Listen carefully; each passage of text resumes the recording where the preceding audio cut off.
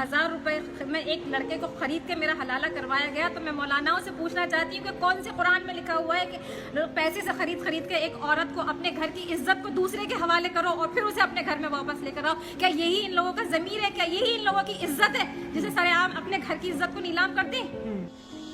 ये इसके दोस्तों ने और इस सब ने मिलकर यही फैसला किया कि इसको बच्चा भी हो गया तो जाने नहीं देंगे, तो कर लेते हैं।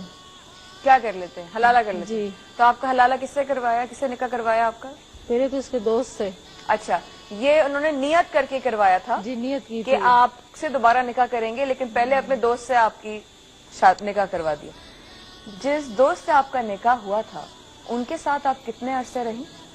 एक ही दिन।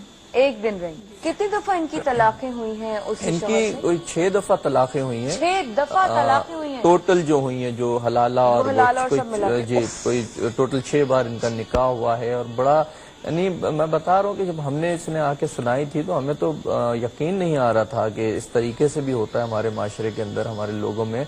और जो सबसे बड़ी जो अफसोस की बात थी, जो दुख की बात थी, वो ये थी कि वो साहब जो थे वो खुद लोगों को नमाज पढ़ाते थे, लोगों को दर्स देते थे और लोग धोखे में थे उनके। हलाला कैसे होगा?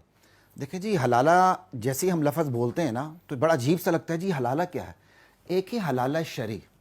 हलाला शरी ये कि अगर मियाँ 3 तलाक़ें दे के अपनी बीवी को फारिग कर चुका है, अब उसने दोबारा निकाह करना है तो शरीयत निकाह की इजाज़त नहीं देती। हर कानून की अपनी सरहदात होती हैं। इस्लामी कानून की सरहद ये है। क्या करेगी वो? अब वो ये है कि अगर वो अपनी मर्जी से किसी और मर्द से शादी कर लेती है, निकाह हो जाता है और फिर उसके साथ जिस्मानी ताल्लुक भी कायम होता है, ये भी ज़रूरी है। जस्ट निकाह काफ़ी नहीं होगा, जिस्मानी ताल्लुक भी कायम हो जाता है, उसकी रिक्वायरमेंट पूरी हो जाती है।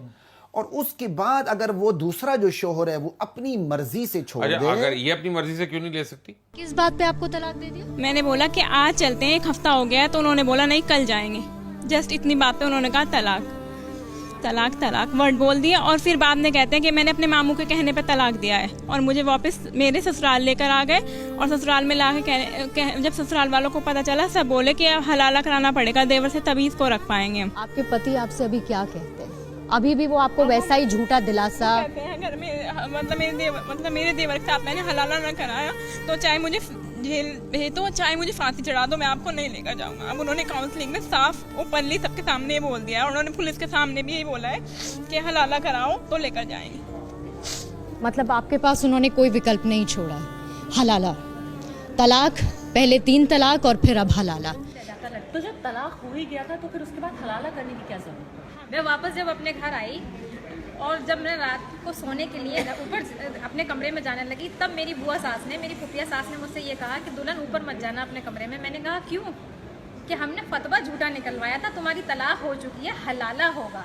अभी मैं एक मौलाना साहब से डिबेट में बैठी हुई थी तो उन्होंने मुझसे ये कहा कि जब आपकी तलाक हो जाती है तो आप वापस क्यों जाते हो उसके पास? आज मैं ये सवाल मौलाना साहब से पूछती हूँ कि उस वक्त रास्ता क्या था?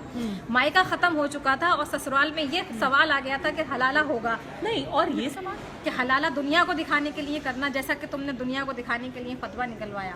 मुझे कोई गैर मर्द छुएगा नहीं। और 1000 रुपए में एक लड़के को खरीद के मेरा हलाला करवाया गया। तो मैं मौलानाओं से पूछना चाहती हूँ कि कौन से कुरान में लिखा हुआ है कि पैसे से खरीद के एक औरत को अपने घर की इज्जत को दूसरे के हवाले करो और फिर उसे अपने घर में वापस लेकर आओ? क्या यही इन लोगों का ज़मीर है? क्या यही इन लोगों की इज्जत है जिसे सरेआम अपने घर की इज्जत को नीलाम कर दें?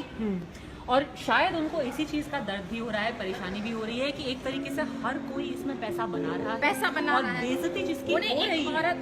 एक आदमी को पैसा चाहिए और एक औरत का जिस्म चाहिए, और इस हलाले के बदनुमा दाग जिस पे औरत को ही चलना पड़ता है, उससे इन मौलानाओं को दोनों चीजें मिल रही हैं, पैसा भी मिल रहा है और औरत भी मिल रही है। इसलिए इन लोगों की दुकानें बंद हो रही हैं, इसलिए इन लोगों को इतने ऑब्जेक्शन उठाए जा रहे हैं इनको कि हाँ ये चीज बंद नहीं होनी चाहिए।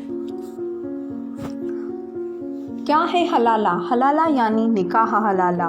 शरिया के मुताबिक अगर एक पुरुष ने औरत को तलाक दे दिया है तो वो उसी औरत से दोबारा तब तक शादी नहीं कर सकता जब तक वह औरत किसी दूसरे पुरुष से शादी कर तलाक न ले ले। लेकिन यह जानना ज़रूरी है कि यह इत्तेफाक से हो तो जायज़ है।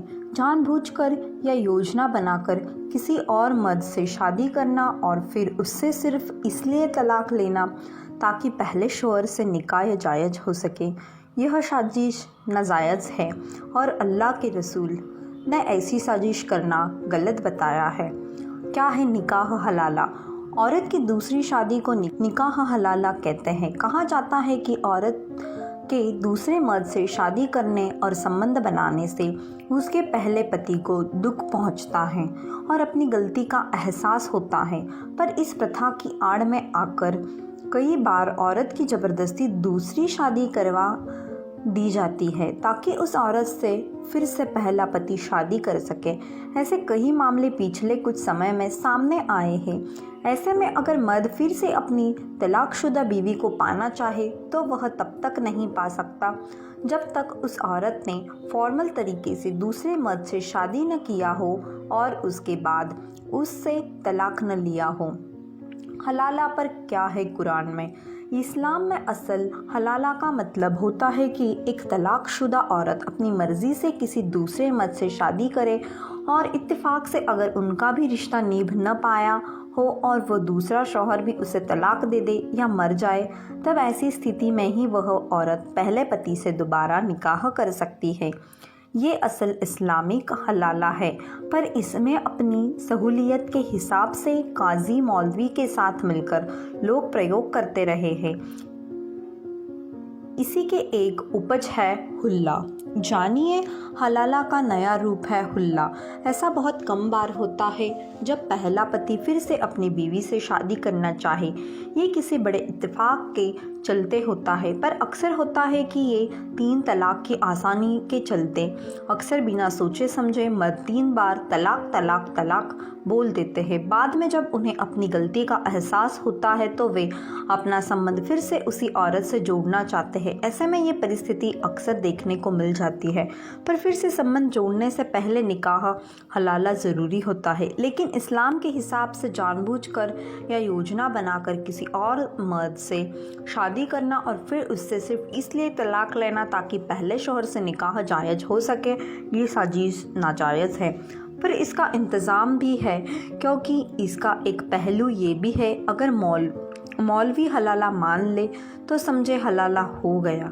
इसलिए मौलवी को मिलाकर किसी ऐसे इंसान को तय कर लिया जाता है जो निकाह के साथ ही औरत को तलाक दे देगा। इस प्रक्रिया को ही हुल्ला कहते हैं, यानी हलाला होने की पूरी प्रक्रिया हुल्ला कहलाती है।